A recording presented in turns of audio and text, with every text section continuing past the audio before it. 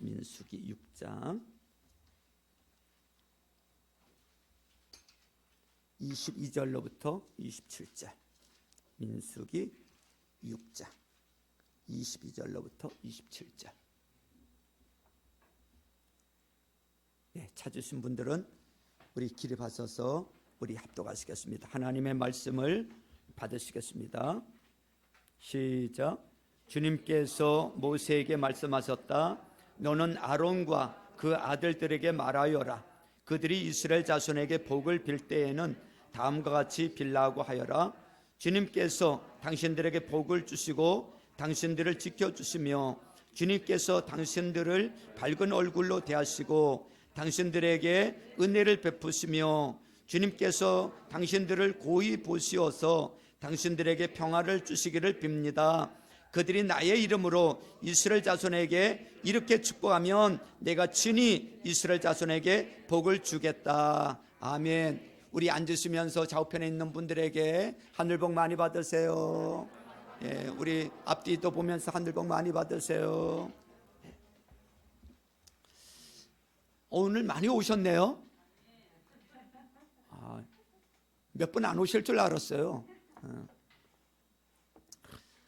감동적인 이야기 하나 하면서 말씀을 시작하고자 하는데요.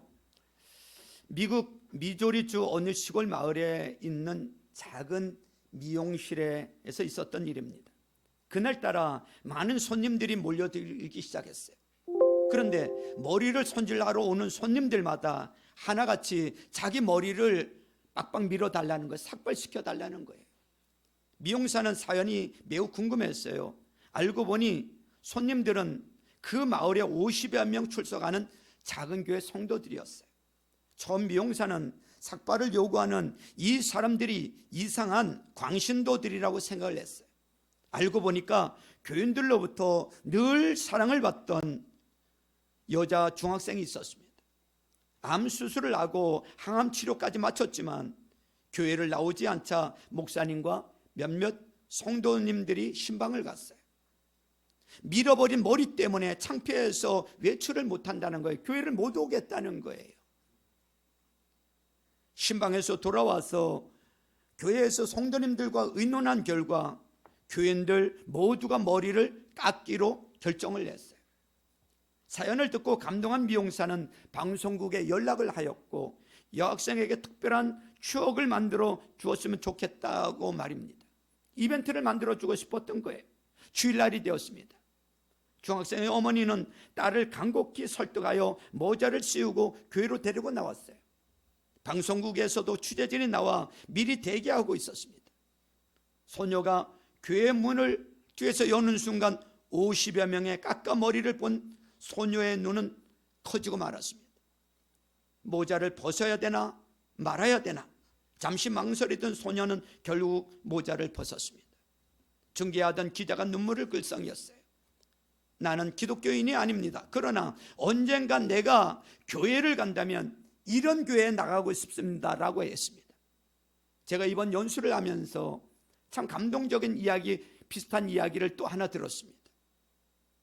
그 교회 성도님이, 형제가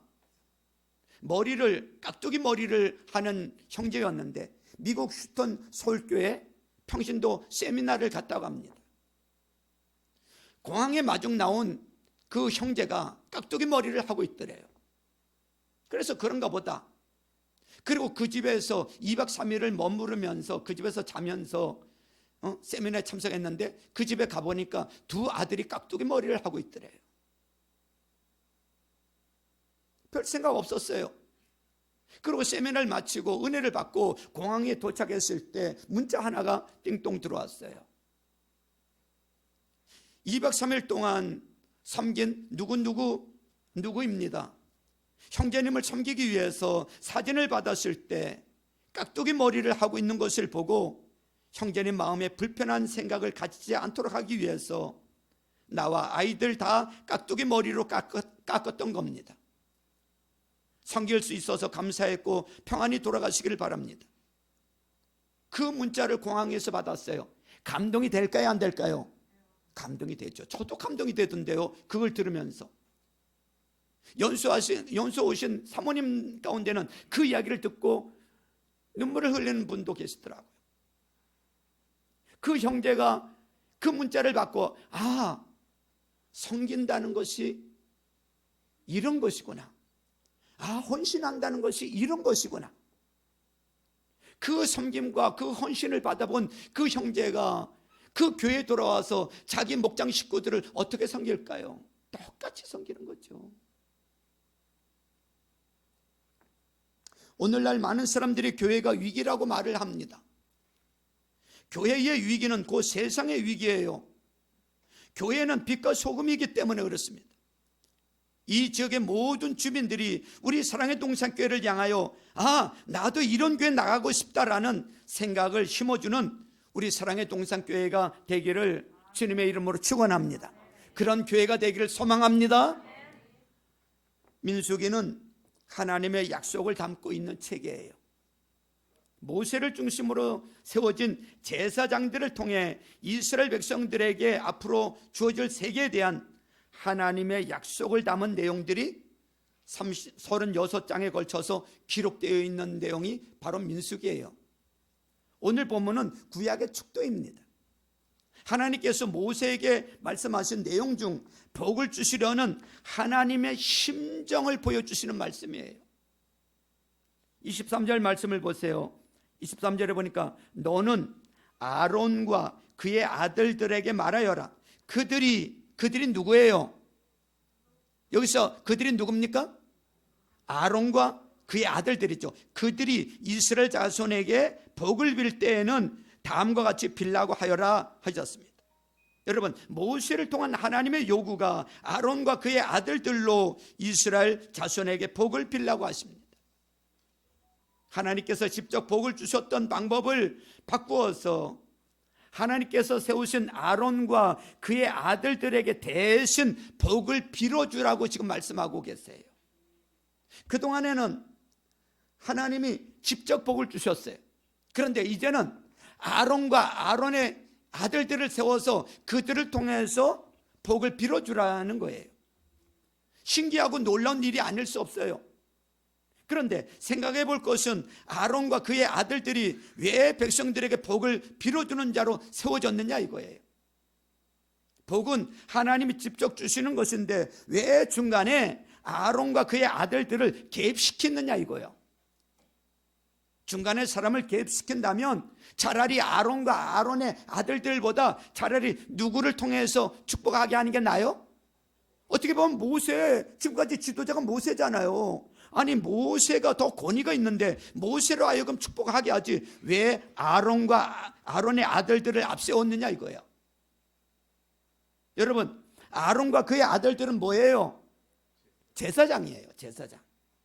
하나님께서 따로 구별하여 세우신 직분의 사람들이에요.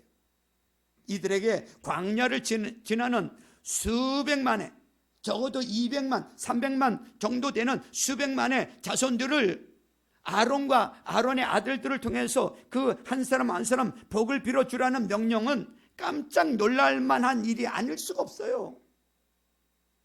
이 명령을 받은 아론과 그의 아들들은 어떤 반응을 보였을까요? 자기 자신이 복을 빌어주는 사람이란 사실을 알고 무슨 생각을 했을까요? 이스라엘 백성들은 자기들에게 복을 빌어주기 위해 아론과 그의 아들들이 자신을 향하여 나온다는 소식을 듣고 이 사실을 어떻게 받아들였을까요? 당시 이스라엘 백성을 전부 축복하려면 얼마나 많은 시간이 걸리고 또 이 제사장들이 아론과 그의 아들들이 그 200만 이상 되는 사람들 한 명 한 명 축복하려면 얼마나 또 육체적으로 힘들까요? 왜 이런 방법으로 축복하게 하셨을까? 여러분, 아론의 제사장을 선택하신 것은 여러분 하나님의 주권이야. 만일 이 주권을 거부하면 나는 아론과 아론의 아들들에게 난 복받지 않을 거야. 그 주권을 거부하면 복을 안 받으면 되는 거예요. 그런데 이것은 하나님의 주권을 거부하는 거예요. 그러면 왜 하나님은 아론과 그의 아들들을 통해 복을 주시려는 것일까? 이게 중요한 거죠. 이것은 무엇을 의미하는가 하면 이스라엘 백성에게 자신들을 돌보고 복을 비는 제사장들과의 관계를 중요시 여긴다는 것을 의미하는 거예요. 뭐를 중요시 여긴다고요? 관계를 중요시 여긴다는 것을 의미하는 거예요. 복은 올바른 관계를 통해서 오는 거예요. 신앙생활도 여러분 하나님과 우리와의 관계가 잘 돼야 신앙생활 잘하는 거예요. 아론과 그의 아들들과 백성들과 관계를 유지함으로 복이 오게 하셨다는 거예요. 아론과 그의 아들들이 백성들과 좋은 관계를 통해서 모두를 복 주시기를 원하시는 거예요. 그러면 하나님께서 주시는 복은 어떤 복입니까? 오늘 23절을 다시 보세요. 너는 아론과 그 아들들에게 말하여라. 그들이 바로 아론과 그의 아들들이에요. 그들이 이스라엘 자손에게 복을 빌 때에는 다음과 같이 빌라고 하여라 그랬어요. 하나님께서 이스라엘에게 복을 주시는데 복을 빌 때에는 다음과 같이 빌라 이랬어요. 다음과 같이 빌라. 하나님께서 주시라는 복의 내용이 24절부터 그 아래 쭉 나옵니다. 무엇을 위해서 복을 빌어주는가 하면, 자, 첫 번째는 하나님은 나에게 복 주시기를 원하신다는 거예요. 그게 24절이에요. 24절 보세요. 주님께서 당신들에게 복을 주시고 이렇게 말하고 있어요. 할렐루야. 하나님은 우리에게 복 주시기를 원하시는 분이세요. 할렐루야. 복은 누가 주신다고요? 하나님이 주세요. 하나님이. 사람이 주는 게 아니야. 1월 성신 앞에 가서 여러분 복을 빌면 안 돼요. 부처 앞에 가서 복 빌면 안 돼요. 그게 복 주는 게 아니야. 복 주시는 분이 누구세요? 하나님이세요. 네? 하나님 외에는 복을 주는 자가 아님을 알 때 복은 시작되는 줄로 믿습니다. 하나님은 나에게 복 주시기를 원하신다는 거예요. 할렐루야. 여러분 하나님은요 우리에게 복 주시기를 원하시는 분이야. 어떻게든지 복 주고 싶으신 그 하나님의 심정이 들어있어. 그 다음에 24절 하반절 보세요. 당신들을 지켜주시며 그랬어요. 두 번째 이 복의 내용이 뭔가 하면 하나님은 나의 보호자가 되신다는 거예요. 나를 지켜주시기를 원하신다는 거예요. 할렐루야. 여러분 하나님은 나를 지켜주시는 분이신 줄로 믿습니다. 그리고 밤낮 지켜주신다는 거예요. 내 곁에 언제나 하나님이 계심을 알고 두려워하지 않는 것이 복인 줄로 믿습니다. 시편에도 보면 그런 말씀이 있죠. 졸지도 아니하시고 주무시지도 아니하시는 분이, 그분이 우리를 지키시는 하나님이세요. 나를 만드시고 지으신 그분이 졸지도 아니하시고 주무시지도 아니하시고 그분이 나를 지키고 계심을 믿으시길 바랍니다. 그런가 하면 25절 보세요. 복의 내용이 뭔가 25절을 같이 읽습니다. 시작. 주님께서 당신들을 밝은 얼굴로 대하시고 당신들에게 은혜를 베푸시며 그랬어요. 이게 뭔가 하면 하나님은 나를 형통하게 하시겠다는 거예요. 형통하게 하시겠다. 여기 보니까요 주님께서 주님께서 당신들을 밝은 얼굴로 대하시고, 이건 뭘 의미하는가 하면 주님께서 나를 아신다는 거예요. 당신의 자녀를 안다는 거예요. 나를 아시고 여기 보니까 밝은 얼굴로 대하신대. 여러분 하나님께서 나를 모르신다면 밝은 얼굴로 대할 이유가 없어. 나를 아시니까 밝은 얼굴로 대해. 주일날 저와 여러분들이 만나요. 우리 성도들이 만나요. 만약에 모르는 사람이라면 길가에 길을 지나가는데 모르는 사람 보고 여러분들이 활짝 웃으면서 이러면서 지나가나요? 그러면 이런 사람인가 보다 하죠. 아는 사람, 교회에서 얼굴 만나서 밝은 얼굴로 아는 척을 하잖아요. 그죠? 그래 안 그래요? 주님께서 당신들을 밝은 얼굴로 대하시고 주님께서 나를 아시고 밝은 얼굴로 대하신대. 그리고 나에게 은혜를 베푸시겠대. 할렐루야. 여기서 은혜란 내가 할 수 없는 모든 것을 할 수 있도록 도우심을 의미하는 거예요. 모든 일에 그분의 손길이 함께 하신다는 거예요. 이것이 형통인 거예요. 할렐루야. 여러분, 그런 은혜가 우리에게 있기를 주님의 이름으로 축원합니다. 그 다음에 또 어떤 복이에요? 26절을 보세요. 26절 네 번째 복이 나오죠. 같이 읽습니다. 시작. 주님께서 당신들을 고이 보시어서 당신들에게 평화를 주시기를 빕니다. 그랬어요. 자, 하나님은 나를 행복하게 하신다는 거예요. 행복하게 하신다. 따라서 해보세요. 하나님은 나를 행복하게 하신다. 여기 보니까 하나님이 나를 고이 보신다는 것은 나의 모든 삶을 살피신다는 거예요. 그 결과가 뭐예요? 당신들에게 평화를 주신다. 하나님이 나를 고이 살펴주시니까, 늘 살펴주시니까 여러분 평안한 거야. 평강이 있는 거예요. 평화가 오는 거예요. 할렐루야. 그 평강은 모든 문제를 해결하는 줄로 믿습니다. 여러분, 평강이 없으면요, 다 가졌는데 마음에 평안이 없어. 다 불안하고 초조하고 두렵고 잠을 못 자고. 여러분, 이 복이 아니잖아요. 별로 가진 건 없어도요 마음이 평안하고 잠 잘 자고 잘 웃고 행복하고. 할렐루야. 여러분, 하나님은 언제나 나를 바라보시며 내가 기쁨과 즐거움으로 살아갈 수 있도록 근심과 걱정거리들을 물리쳐 주시는 줄로 믿습니다. 우리에겐 이런 복이 절실히 필요한 줄로 믿습니다. 그런 복을 주시겠다는 거예요. 그런 복을 빌어주라는 거야. 아론과 그 아들들을 통해서 백성들에게 그런 복을 빌어줘라. 자, 27절 보세요. 27절 그들이 누구예요? 아론과 그 아들들이잖아요. 그들이 나의 이름으로, 하나님의 이름으로, 여호와의 이름으로, 주님의 이름으로 이스라엘 자손에게 이렇게 축복하면 내가 친히 이스라엘 자손에게 뭐를 주겠다고요? 복을 주겠다. 무엇하면 복을 준다고요? 축복하면. 누가 축복해 줘야 돼요? 아론과 그의 아들들이 축복해 줘야 하나님이 그 복을 주시겠다는 거예요. 할렐루야.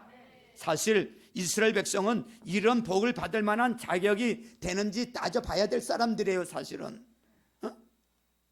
아니, 하나님의 은혜로 종생활 하던 사람들을 하나님의 강권적인 역사로 홍해를 갈라서 건너서 이 광야에 나오고 저 약속의 땅 가나안 땅으로 인도하는데, 아니 하나님 앞에 툭하면 원망하고 불평하고 지도자인 모세에게 대들고 아론을 대들고 그러니까 늘 불신앙적인 이 신앙생활을 하니까 이 사람들이 진짜 복받을 만한 자격을 가진 사람들인지 따져봐야 돼.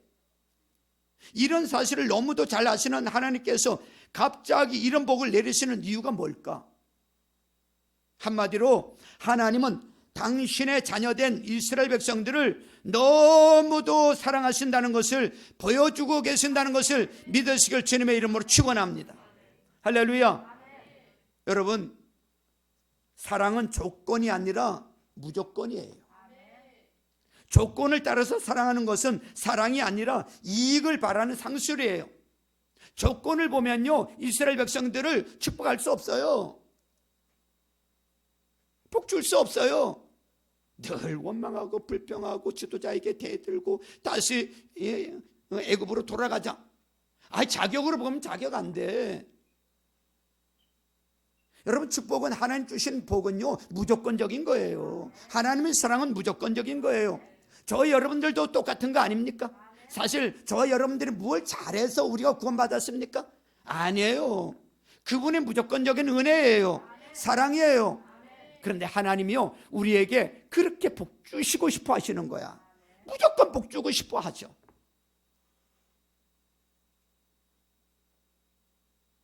하나님 아버지가 하나님의 당신의 자녀인 이스라엘 백성들에게 조건을 따라서 이런 복을 주시는 것이 아니고 무조건적으로 하나님 아버지 복 주고 싶으신 거예요. 이 백성들에게. 저와 여러분들도 마찬가지예요. 하나님 아버지가 하나님의 자녀된 우리에게 복 주고 싶어 하셔. 복 주고 싶으셔서 오늘 또 부르신 거야. 여러분, 우리 자녀도 마찬가지 아닙니까?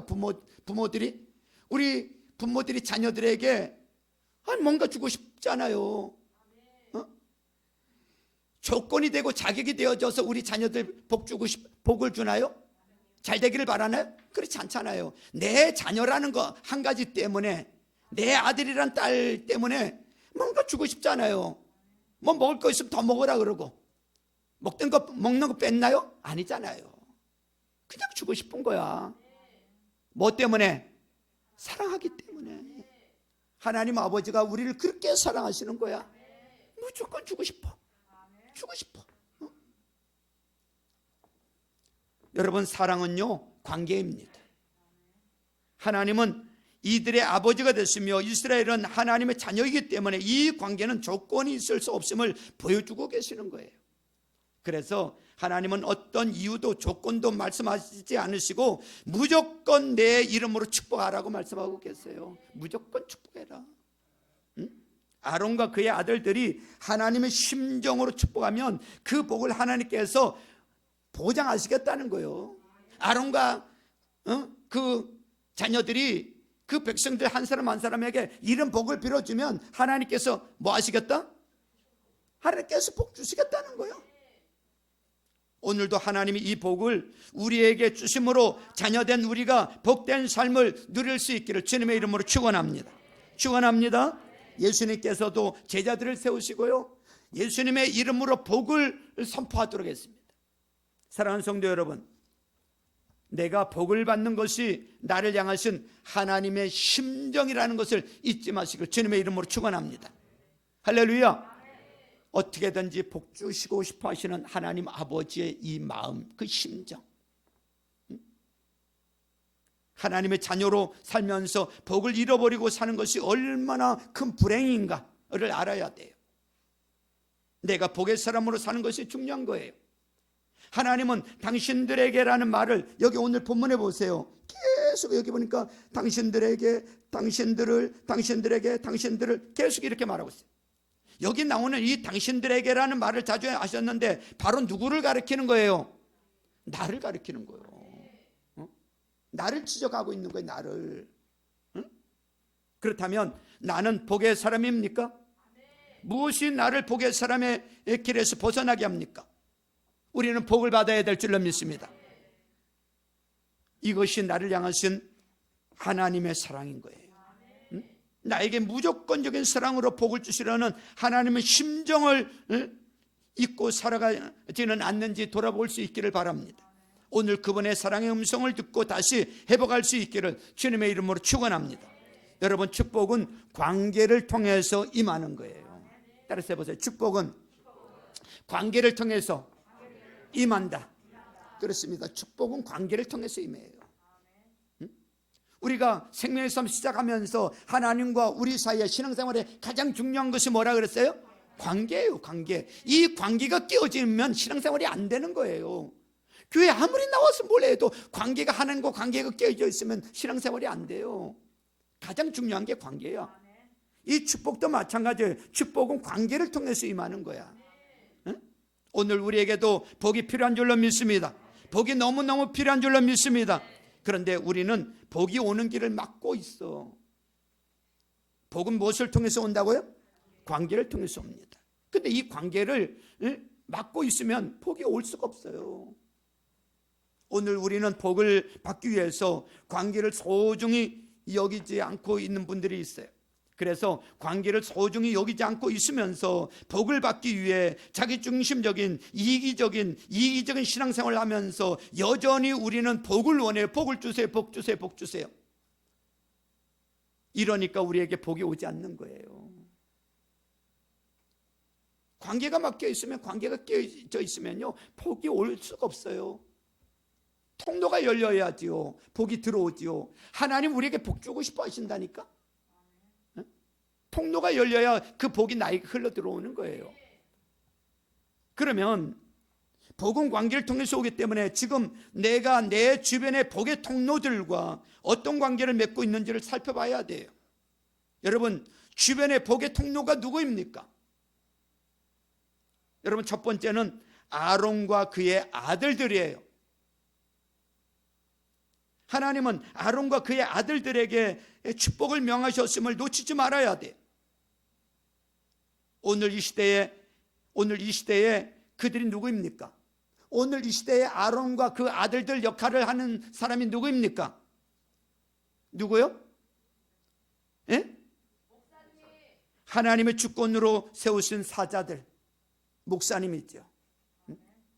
목사님, 여러분 이분들과 어떤 관계를 맺고 있습니까? 이분들과의 관계를 소홀히 하지 마시길 바랍니다. 그분들이 여러분들을 위해서 아론과 그 자녀들의 역할을 하고 있는 거예요. 하나님께서 직접 축복하실 수도 있다니까. 그런데 아론과 그 자녀들을 통해서 그 백성들을 축복해 줘라, 이렇게 축복해 줘라. 그러면 내가 그 자녀들, 백성들에게 복을 줄게. 하나님께서 여러분 복의 통로로 누구를 세우셨다고요? 목사님을 세워놓으신 거야. 이분들과 불편한 관계가 되면 축복을 선포할 수가 없어요. 누가 손해일까? 내가 손해야. 목사님이 손해야? 누가 손해야? 예언아, 누가 손해야? 그럼 내가 손해지. 목사님과 관계가 깨어져 있으면요. 그러니까 신앙생활 잘한다는 게 뭐냐면 목사님과 관계를 잘 가진다는 게 그게 참 중요한 것 같아요. 그 복을 빌어주는 분이 목사님인데, 복을 선포해주는 분이 목사님인데, 목사님과 늘 좋은 관계를 맺지 않고 늘 원망하고 불평하고 부정적인 말 하고, 그러면 목사님과 관계를 늘 안 좋은 관계를, 깨어진 관계를 가지고 있으면요, 여러분 그 축복의 통로가 막혀져 있으면 그 복이 나에게 올 수가 없잖아요. 그건 바보예요, 바보. 여러분 우리 모두는 축복의 대상인 줄로 믿습니다.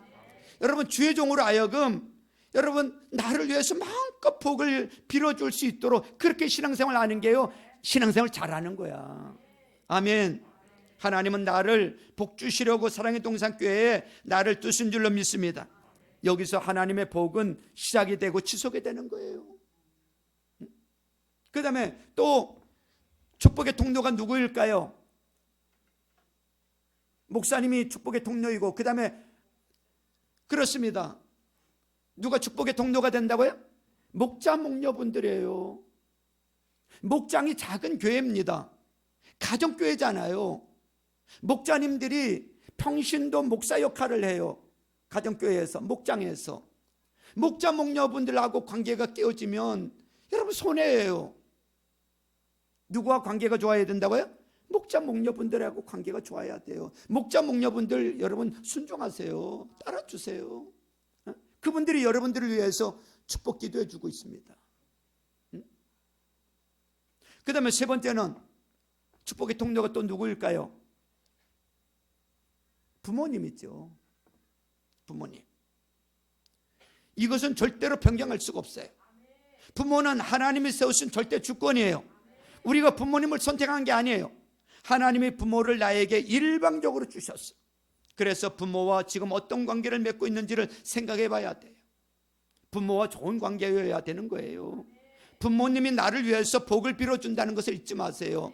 자기 자녀를 위해서 여러분 축복 기도해 주시는 분이 부모님이잖아요. 근데 부모님과 늘 관계가 안 좋아 보세요.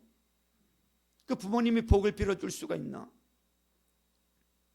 예를 들어 볼게요. 만약에 부모님이 돌아가시기 전에 유산을 이게 나눠줘야 되겠는데, 관계가 안 좋아. 관계가 안 좋은 자녀가 있고 관계가 좋은 자녀가 있어. 부모가 누구를 더 줄까? 잘 몰라요? 여러분 부모님과 여러분 좋은 관계를 가져야 돼요. 왜냐하면 부모님이 나를 위해서 복을 빌어주고 계시기 때문에 그렇습니다. 그 다음에 네 번째는 만약에 학교에 학생이라면 학교에 가면 누구에게? 선생님이 계세요. 그 다음에 직장에 가면 상사가 계세요. 주변에 우리를 리더하는 지도자들이에요. 이들이 다 축복의 통로들이에요. 이들과 어떤 관계를 맺고 있는지를 봐야 돼요. 관계가 안 좋으면요 복의 통로가 막혀지게 되는 거예요.